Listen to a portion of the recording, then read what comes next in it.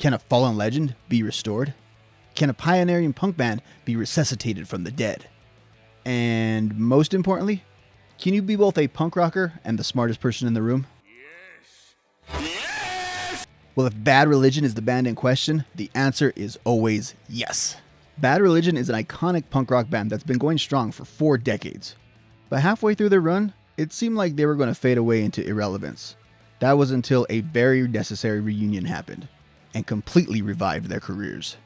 Now, in order to understand the significance of what transpired in the early 2000s, you'll need to have some understanding of the prior 20 years.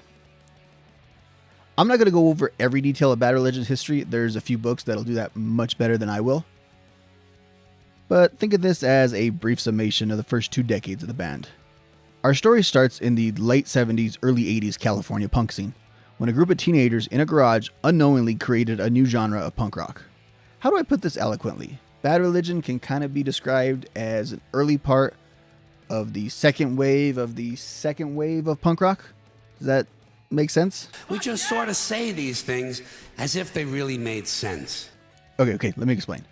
Bad Religion didn't exactly go see the Ramones and then just directly start a band, but they're also not that far removed from that initial generation of inspired bands. They were like around to see the first wave, but also borrowed heavily from the second wave. Okay, I'm glad I cleared that up. Early lineups featured a few different members, but there's 3 essential members that are woven throughout the history of the band. Of course, you have bassist Jay Bentley, a man that, with one notable exception, has always been there. I like to think of Jay as the spirit of the band, kind of the link from the guys on stage to the audience. You've also got singer Greg Graffin. Dr. Graffin.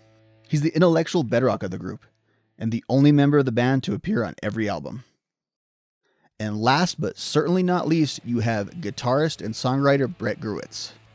Okay, let's get back to their chronology. In the early 80s, Bad Religion began to pick up a solid following with the release of their self-titled EP and first full-length release, How Could Hell Be Any Worse? What makes those albums significant is not only the sound that they helped pioneer, but the fact that they were part of Brett Gurewitz's newly formed Epitaph Records. It's actually wild to think about it, but even back then, 40 years ago, the band found a way to balance the chaotic punk music with a bit of an intellectual flavor. Their early days are interesting because they're peers with the likes of the Circle Jerks and Black Flag, but they feel just a hair younger than those bands. Despite How Could Hell Be Any Worse becoming a very important inflection point in punk history, the band would not replicate their sound or critical success on their sophomore release, Into the Unknown. I mean, they couldn't even replicate their core lineup. Jay Bentley just peaced out in the middle of recording the thing. So what happened to them? Well, the explanation probably requires a video of its own, but in a nutshell, Bad Religion went the way of many punk bands of the early 80s. They put out like a prog new wave album, but this was not well received by that community, nor by the fan base they had already cultivated. They didn't become Blondie or Billy Idol. Instead, they became a flash in the pan. Get out of my way, Billy. You're gonna get hurt. Oh, yeah. Don't you talk to Billy Idol that way. And I think they were indicative of punk music as a whole in the 80s. You know, you had the burst in the 70s where it's not only the music is happening, but the fashion is happening, and it really is this cultural moment.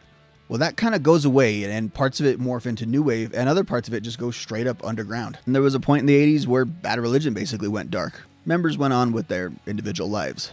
Graffin dove deep into his academic career, while Brett honed his chops as a producer, engineer, and label manager. At the same time, Jay bounced around from band to band. But as we all know, the story does not end there. Bad Religion would actually reform in the mid-80s, with Bentley back on bass, and you had the addition of Circle Jerks guitarist Greg Hedson. Their return was affirmed in 1988 with the release of Suffer. You know, and it's kind of cool to see in recent years, there's really been a reckoning of what Suffer actually meant to not only punk rock, but to pop punk and the broader genre as a whole. Super important album. It is true that in 1991, Nirvana released Nevermind, and rock music was never really the same, especially on a mainstream level. There's nothing inaccurate about that, but it's a little bit incomplete. I'd actually argue that there were a few different albums released at the dawn of the 90s that helped push guitar-driven music into its last 15 years of cultural dominance. And my argument against the Nirvana thing is that Nirvana doesn't exactly explain the rise of punk and pop punk in the early 90s. And it really doesn't explain the boom of 1994. You know, the year Green Day blew up with Dookie, The Offspring released Smash, Rancid put out Let's Go, and NoFX pumped out Punk in Drublic. All of that feels a little unrelated to Nevermind, but the reason why I'm talking about that is because all of those albums have a pretty direct link back to Bad Religion, and more specifically back to Suffer. The album basically created what we refer to as skate punk, or as Fat Mike calls it, melodic hardcore. Bad Religion would keep riding that momentum with 3 albums over the course of the next 4 years. It's there where our story reaches a bit of a critical point. As mentioned before, the early 90s were a busy time for popular punk. Dookie provided proof of concept that an underground band can go from tiny clubs to massive festivals. They just needed the right kind of promotional push from a major label. And something also tells me that the Fat Cats weren't too happy that it was Epitaph that put out The Offspring. This was great for punk rock in general, but it created a bit of an odd circumstance for Bad Religion. Like many of their punk peers, Bad Religion was courted by the major labels.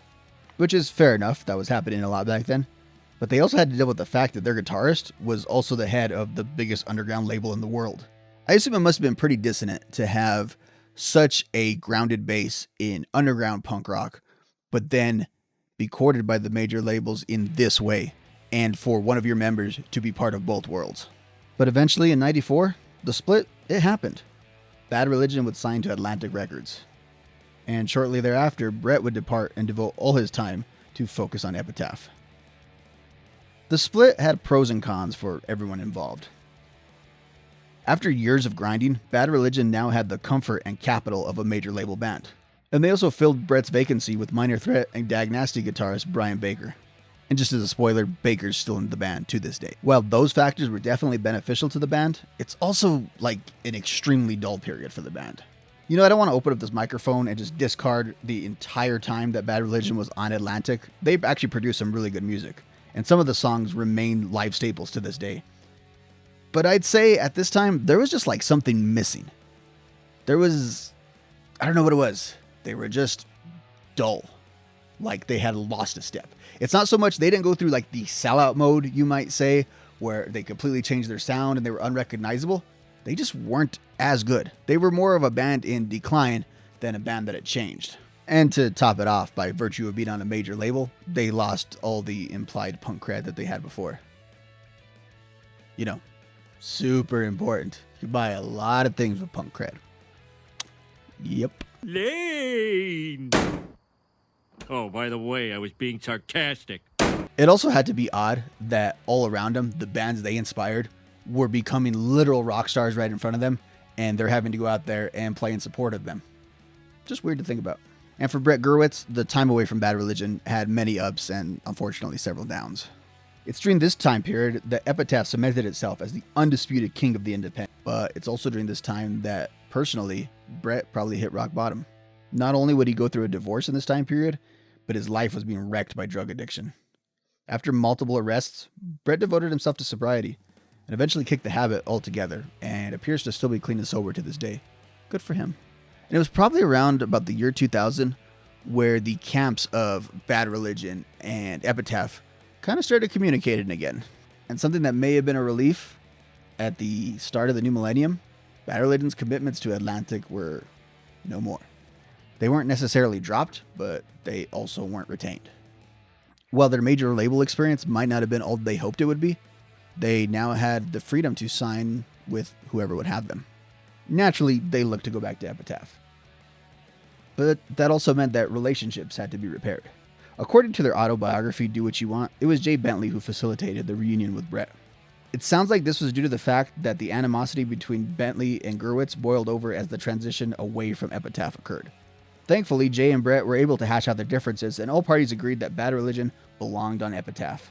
But this was not the only reunion that needed to occur. Brett wanted to be back in Bad Religion. And that seems like a no-brainer, except for there's just one problem with that. Well, maybe two problems.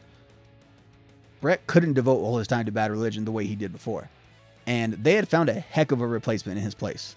So, the intellectual masterminds that they are, they came up with a simple solution. Baker would remain a full member of the band, while Brett would be a full member only in the studio. He would occasionally play live shows when they were close to home, but for the most part, he's just a member of the band in the studio. They also needed to make one more change during this time period. They had to get a new drummer. It's kind of a revolving door with Bad Religion. And boy, would they make a good choice. They would actually enlist the services of the supremely talented Brooks Wackerman. The band had a fresh and enhanced lineup and had returned to a place where they found critical success. Now, they had to produce. Spoiler, they killed it! In January 2002, Bad Religion released The Process of Belief. I wouldn't necessarily say it was a return to their roots because they never completely abandoned their roots. Instead, I would say it felt like they had reinfused some youthful energy into a tried and true formula. The Process of Belief is 36 minutes of punk rock ecstasy. Fight me. I mean, personally, I would like to see more of these songs incorporated into their current live set. And I understand it's difficult to fill out a set list when you have a catalog that spans over 40 years. But I like to see something other than Sorrow be a live staple at this point.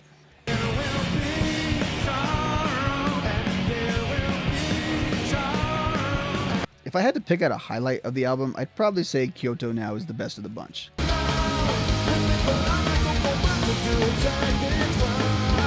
With that said, I think if you have to check out anything specifically from the album, check out You Don't Belong. It's a really great song, with plenty of references from the band's past. Now, a song like this, it runs the risk of only being relevant to those who are around to witness the events that it is discussing, but I think some of the lines they throw in there are really relevant to their entire audience, no matter what their age is.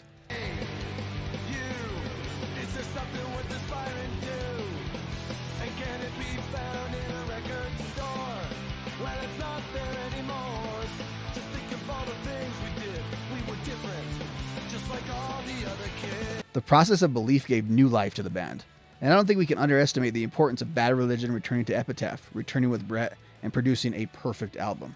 For the first time in nearly a decade, Bad Religion was current in punk rock.